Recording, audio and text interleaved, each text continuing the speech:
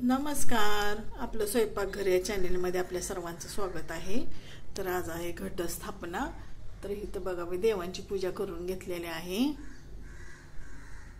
आणि इथं पानावरती पूजा केलेली आहे. आजच्या दिवशी आमच्याकडे खाऊच्या पाण्यावरतीच पूजा केली जाते. आता 9 दिवस हे अजिबात हलवायचं नाही, फक्त दिवे आणि अगरबत्ती लावत राहायचं.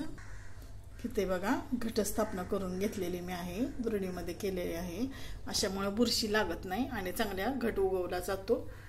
आणि खाऊची पानं ठेवलेली आहेत आणि हे 9 खाऊच्या पानाची माळ आहे. आमच्याकडे अशीच पहिल्या दिवशी खाऊच्या पानाची माळ बांधली जाते आणि ती 9 असतात अशा प्रकारे.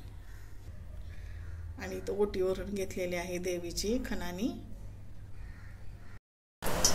आता पूजा वगैरे झाली. आता थोडीशी खिचडी करून घेते. आता इथं मी मिरच्या टाकून घेते.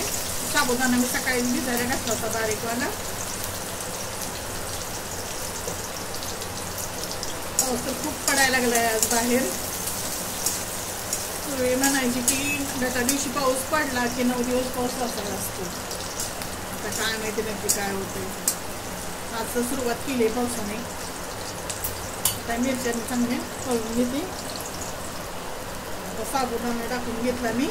बटाटा वापरत नाही, कारण डॉक्टरांनी बटाटा खायचं नाही म्हणून सांगितलंय. मला तर खिचडीत बटाटा खूप आवडतो, पण आता काय करायचं, नाही खायचं.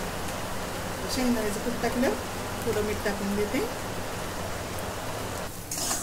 परतून घेते. पाऊस खूप यायला लागलाय, पावसाचा आवाज पण येत असेल.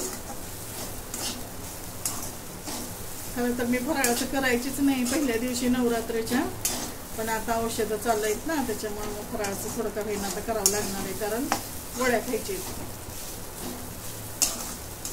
आता खिचडी वेळा मी चांगली भाजून घेते.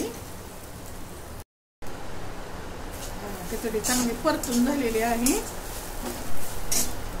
आता याच्यामध्ये थोडी मिरची पावडर टाकून घेते. काश्मीरी मिरची पावडर आहे आणि खिचडीला कलर छान येतो म्हणून थोडीशी टाकते.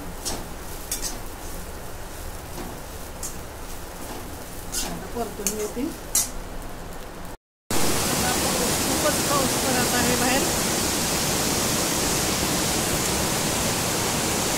चला आता अशा प्रकारे माझी खिचडी झालेली आहे. आता मी फराळाचं करून घेते. मम्मीने मस्तपैकी शेंगा दिलेले आहेत. आता मी फराळाचं करून घेते. तुम्हाला जर छोटासा व्हिडिओ आवडला तर लाईक करा, शेअर करा, सबस्क्राईब करा. धन्यवाद.